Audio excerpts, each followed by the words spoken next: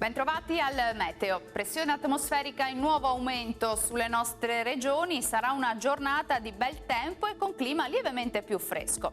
Il dettaglio di mercoledì 15 aprile. Sul Veneto sarà una splendida giornata con sole, vedete, su tutti i settori della nostra regione. Il cielo sarà sereno o al massimo con poche nubi a carattere sparso. Non sono attese piogge degne di nota.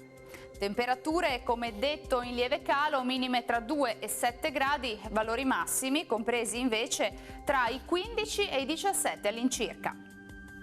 Ampio soleggiamento anche sul Friuli Venezia Giulia, non sono attese precipitazioni, anche qui il cielo sarà limpido o al massimo con qualche velatura sparsa.